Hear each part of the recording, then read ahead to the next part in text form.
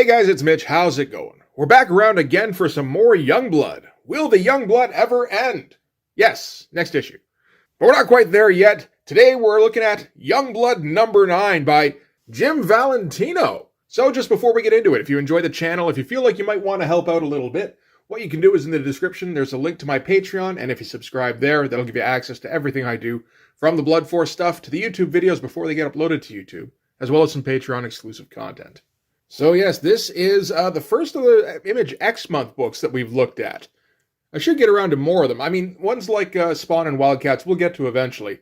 The other ones we're out of sequence on anyway. We'll probably get around to maybe a bit quicker. But yeah, for this one, Rob got Jim to draw it. I think because, I mean, you know, it's pretty likely that nobody else wanted Jim drawing their characters. But I don't think it would have worked regardless. It kind of does in this one a little bit. Because what Jim Valentino is going to do is what Rob was trying to do, like, the entire time with Youngblood, which was to do a focus on the celebrity aspect of being a superhero. And Jim's going to make it more fun and lighthearted. There isn't a fight in this whole issue. So, might as well get into it. Let's start with the cover here. I mean, this is very unlike any Youngblood cover you've ever seen. It's extremely cartoony. There isn't even an attempt at trying to be badass.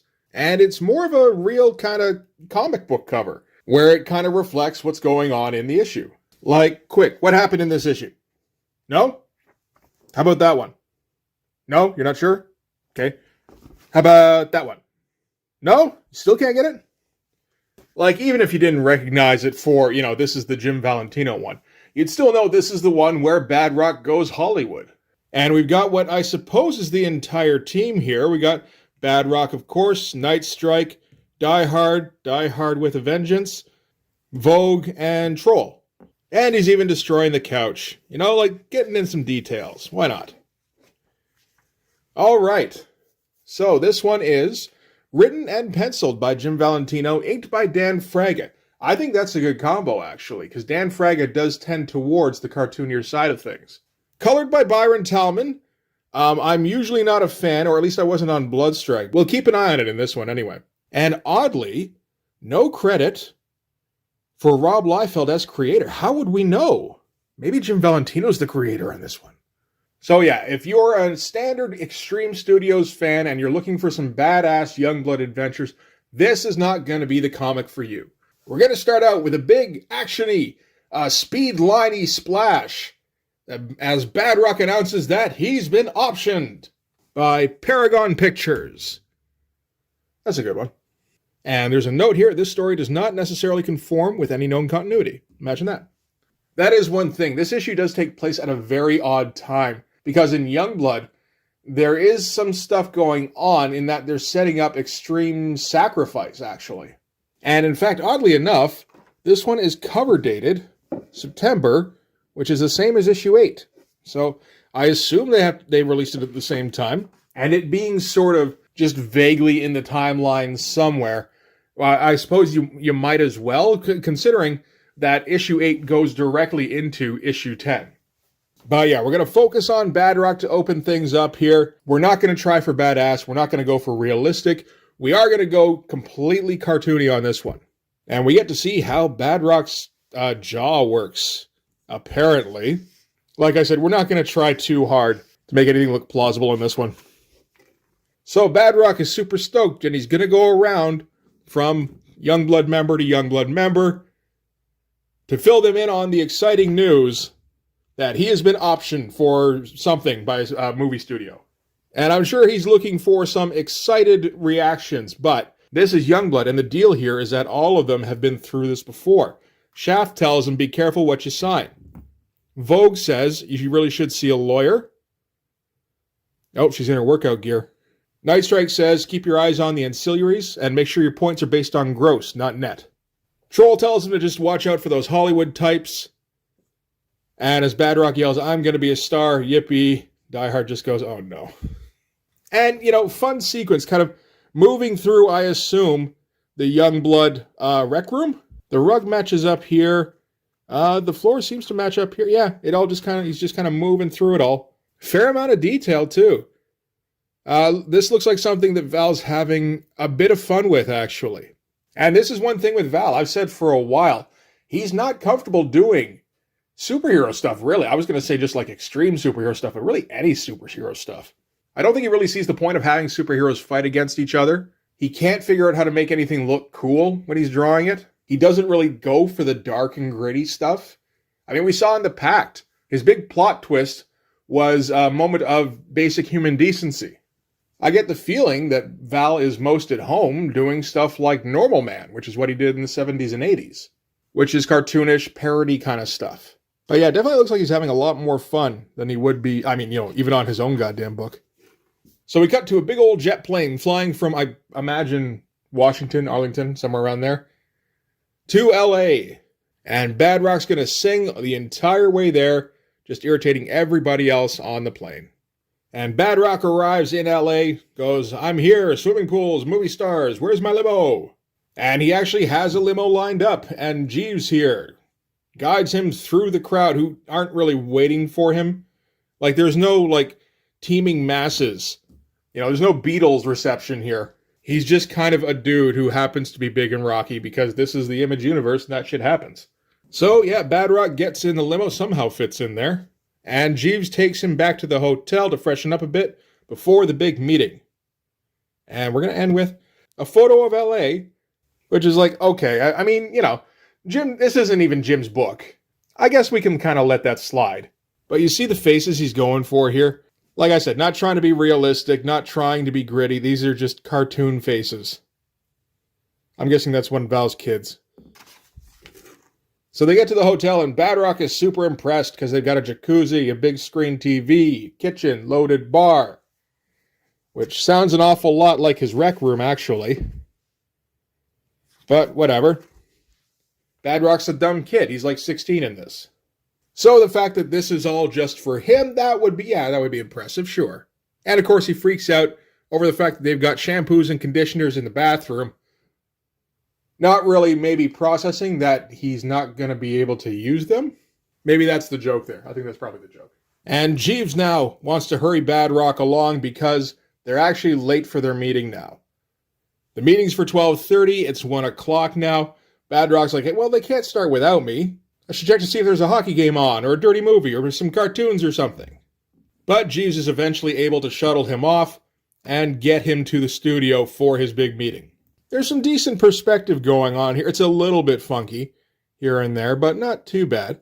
He's not trying too hard on these background buildings. These ones look okay, though.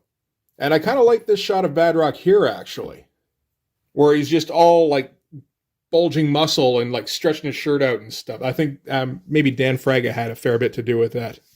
He knows what he's doing on that stuff. So Badrock is ushered into the meeting room where he's introduced to JP, AJ, RH, JM, YZ, VW, and Sully. And because he's a big dumb kid, he's just going to eat a giant cartoon sandwich in the middle of his meeting here. This is maybe one of the drawbacks. Val isn't the funniest guy. Like, the book is fun, it's lighthearted, but there isn't anything that kind of jolts you like a joke. Like, there's some stuff that's kind of culturally accepted as baseline funny, like, oh, look at Badrock eating the giant cartoon sandwich. And they're taking him to the meeting, and he keeps getting distracted. He keeps looking for the commissary. And on the way over, he couldn't keep his mind on the meeting, kept talking about cruising for babes or going back and watching cartoons. Like, it's not actually funny. It's just the kind of stuff you would kind of put in a bad cartoon and just kind of crank out.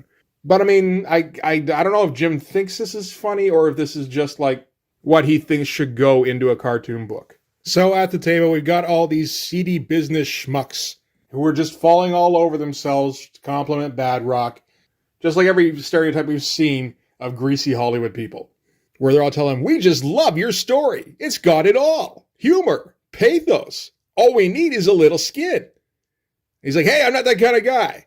They're like, of course you're not. And that's what's so perfect. The All-American Boy makes good. And it's got the most important thing in the world going for it. It's got merchandise written all over it. Just think of the possibilities. Man, I got to work on my cardio if I'm going to keep doing that voice. Well, we got pull toys, kids' meals, shoes, yo-yos, PVCs, pogs, watches, calendars, cheesecake calendar, candy dispensers, and noisy books. Like the speak and spell kind of shit. I guess they're going to do that with Badrock. Why not? And of course, some of those items will be used for promotional purposes and will not be subject to royalties. Only some, though. And all you got to do is sign here. And we've got standard contract, your concepts, your ideas, your control, your characters, your names, your credit, your copyright, your trademark, your royalties, your standards, and then blah, blah, blah, blah, blah, blah, blah. And you might be noticing we're not focusing very much on the art in this. I don't have a lot to say about it in this. I mean, Val's fine as a cartoonist. He's probably a better cartoonist than he is, a 90s style penciler. Definitely better than he is a 90s style inker. But he's not a great cartoonist. It's just kind of like, yeah, no, this is fine. It's not super slick, but there's also no noticeable problems with it. It's just kind of like, meh, it's okay. And in the middle of the meeting, there's a special guest star. The world's most successful movie maker, tycoon, bon vivant, and the social conscience for the entire world, Mr. George Spielberg. Not exactly going for subtlety, but then, it's not that kind of comic either, so, okay. And George Spielberg thinks to himself, though I am wealthy beyond the dreams of avarice, I must remain as one with the common people. Which is probably the reason for the plaid shirt. That's got to be it. Oh, with the hoodie over it, too. Oh, and yarmulke. Ooh, yeesh. I hope that's not commentary. I don't think I've ever seen Jim draw a yarmulke before. Oh, anyway. Let's move on from that. So George is going to fill Badrock in on his vision, which is of a monumental epic with a full orchestrated score by John William Stravinsky, of course. And as he waxes eloquent on this, Badrock kind of humors him long enough that he can just kind of get to the end of the pitch, and then he can go, all right, so now that we're done with the meeting, can we go cruising the strip for babes? Or like if you guys want to shoot some hoops or something, that does sound like something the Hollywood types would want to do. I will say on second read through, this whole sequence here with the Hollywood sleazeballs and George Spielberg, this is all pretty good stuff, actually. Where they're just trying to like wow him with their big offers and maybe trying to get him to sign early, and like they're all talking merchandise and money and just how much they love him. And then the director is all talking about his big grand vision. And it's all just kind of this carnival of distraction to get you to not notice that you signed away all your rights. I don't mind that stuff, actually. That's not too bad. And from there, we'll cut to Grauman's Theater. Another photo. Colorized. Interesting. And Badrock wants to see the Walk of Fame. And now that he's here, he wants a square on the Walk of Fame. And Jeeves doesn't know about that. But, I mean, Badrock insists. So he gets a square on the Walk of Fame. And the people in the background are like, isn't he in Wildcats? No, Stormwatch. All fine-looking stuff, all kind of fun. This shot of Badrock here in particular is not quite creepy. I won't go that far. It is fun, so let's just leave it at fun. And then some Hollywood babes show up, and they want to get their pictures taken with Mr. Rock. And Badrock tells Jeeves to bring the car around. They're going to go for a ride with the top down, even though it's not a convertible, but Badrock can't assist in that. Again, not quite funny. This is like sea-level joke on Looney Tunes kind of thing. And Jeeves takes them to Venice Beach, where they can see the sights. And Badrock goes, just look at all this raw talent for my TV show or movie or whatever. So he doesn't even know why he's here. And then they find Muscle Beach, where all the steroid cases come to preen and work out in public. But mostly they come to impress one another. And Badrock, of course, thinks this is hilarious. This one guy here, with the glorious jerry-curled locks, well done, sir, says, you think this is funny? I can press 420. And if you think you're so big, mate, let's see what you can do. And, of course, he just picks up Muscle Beach, essentially, and hucks it into the ocean. That doesn't exactly look like that would work too well, but fuck it, who cares? This is a dumb cartoon that doesn't have a whole lot in the way of real jokes. And a day or two later, back at Youngblood HQ, Badrock is back home. He's been for his meeting. It was all very productive, I'm sure. I think it's Troll asks him, so what's up with your TV show? Did you get script approval? Are they giving you creative consulting credit? And of course, Badrock is a dumb kid. So he's like, don't need it. Show's going to be great. And he's like, It's going to have action and suspense and everything. And he's like, So 1 week later, there's no real movement on the script yet. And he gets a call from his agent or somebody saying, there's nothing to worry about. We know how to handle these media watchdog groups. We won't let him turn our show into pablum, trust us. Another call going, right, well, you don't understand the TV biz, Rock. We always knuckle under the pressure of any vocal minority. Okay, that's a little bit funny. And he goes, can I see the script yet? And then 2 months later, the script, you don't need to see the script. It's got everything we talked about and more. Is this all photocopied? I think it is. But I mean, this is the kind of stuff you do it for. So that's oh, yeah, I think so. That's okay. I do like how his look changes from panel to panel. I mean, you know, like it's over the course of months, so that makes sense anyway. But I mean, you also get like his different armor suits in here as well. I kind of like that. And then 3 months later, I'm sorry, sir, but Mr. Spielopla is in a very important meeting. 4 months later, no, sir, he's in a meeting. 5 months later, he's still in that meeting. And 6 months, no, sir, he's out of the meeting. He's on vacation. And of course, you know, Badrock smashes his phone in frustration. Shaft goes, that was the 4th phone you smashed this month. Ha And he goes, maybe you should call your agent. He's like, that was my agent. Okay. But then, before too long, maybe the best drawing of Troll that has ever existed. Seriously, this is better than I've seen so far. Advertising the new Badrock show. It's coming this Saturday. So we're cutting now to, this is, I guess, the premiere. I'm not sure where this is being held. I think it's just a mansion that got rented, actually. But it looks like we're with sort of an insert for Robin Leach here. This is Ruben. So yeah, this is a stately mansion here in the heart of Gotham this beautiful Saturday morning. And everyone who is anyone in the superhero set is on hand to join in on the fabulous festivities going on here. And Badrock shows up. He's in his nice fancy suit. He's even got Voodoo as part of his entourage. That's fun stuff. Got a whole bunch in here, but I'm not going to name them just yet. Although I will point out there's Stasis there. I'm pretty sure by now she's dead, but she probably got revived just in time for the premiere. That makes sense. So then we're going to cut to a fun sequence. I do kind of like this one, actually, where we get little interview snippets from all sorts of luminaries in the superhero landscape.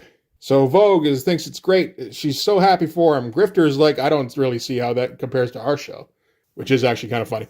Pitt's like, I'm looking forward to it. And then Dreamweaver expects it to be lovely.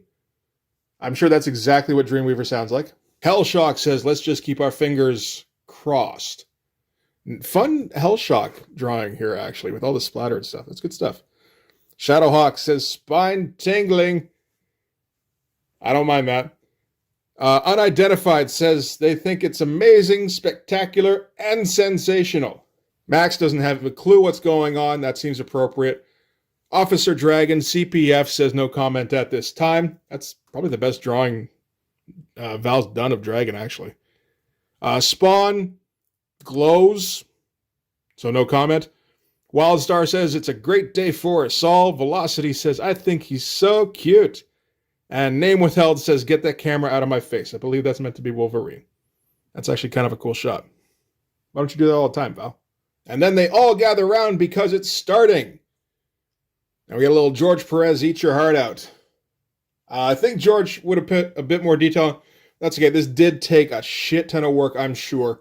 I took a quick look through to see if there was anybody in here who shouldn't be. I don't think there is, actually.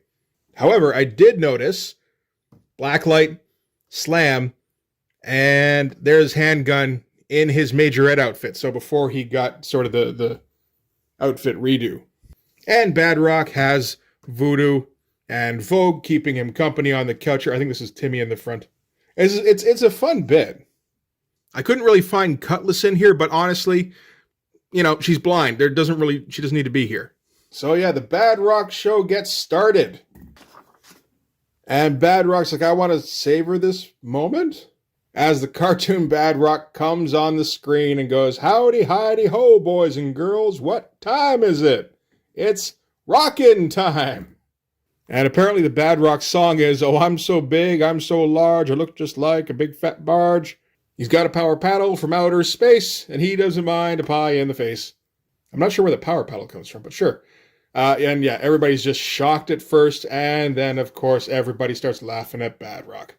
Again, fun stuff. Fun layouts, too, actually. With all this cartoony stuff kind of mixed in, all kind of happening simultaneously. I like these shots here of Badrock getting super mad. That looks more Dan Fraga-y. And yeah, I think this is next day. And Shaft and Nightstrike get to clean up, which happens a lot, I'm sure. And the moral of the story is, be careful what you wish for. It might wind up on TV. The end. You know what? These aren't terrible drawings of Shaft and Nightstrike, actually. Not the best, but I mean, like, yeah, this is like about as good as I can do maybe on a good day. Yeah, it's all right. Again, I think Fraga helps here quite a bit. And then after that, we end with Spawn leaping into frame going blam. No! Oh, wait, no, that's next issue. My bad. Some bloodlines. Oh, almost the last bloodlines. Oh, it looks like 1963 is wrapping up. And Badrock and Company, featuring awesome art from the Extreme Talent Search Discovery Todd Knock. Ugh. Oh, I can't stand Todd Knock's art. Not in 1994, whatever the fuck this is.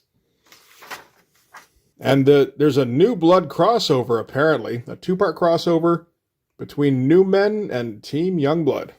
New Men is up to number 8. Right behind Youngblood. That's funny stuff. Oh, they actually got an NBA game in there. For Sega CD. Nice. So, yeah, that's it for Youngblood number 9. I can't say that it's bad.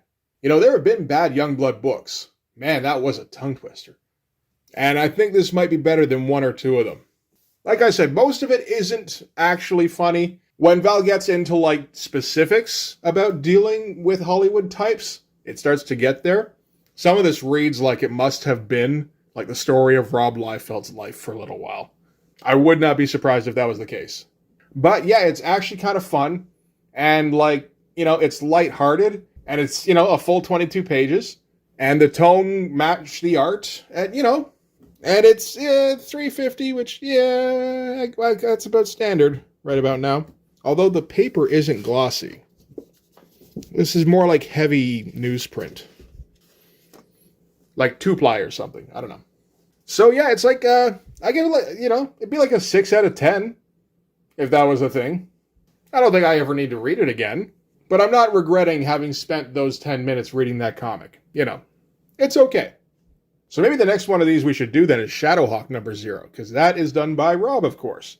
The Image X month issues are interesting because they didn't go for the obvious switches. I mean, there is no real correlation for Rob or Val. But, you know, you would expect Jim to flip with Mark and Eric to flip with Todd, but they don't do that. You get Jim drawing Savage Dragon, you get Eric drawing Wildcats, Mark drawing Spawn, Todd drawing Cyberforce. It's fucking nuts. Yeah, we should definitely get into more of these. But anyway, that's going to do it for this one. Thanks very much for watching. If you like this video, please hit like, hit subscribe, hit the notification so you know when the next one's coming out. Go over and subscribe on my Patreon. That'll give you access to everything I do, from the Blood Force stuff to the YouTube videos before they get uploaded to YouTube, as well as some Patreon exclusive content. You can also follow me on Instagram and DM me there for commissions, and go and join the Blood Force Discord server. I'm trying to think if Jim ever did another cartoon thing after this again. I don't think he did. That's like almost a shame, but not quite.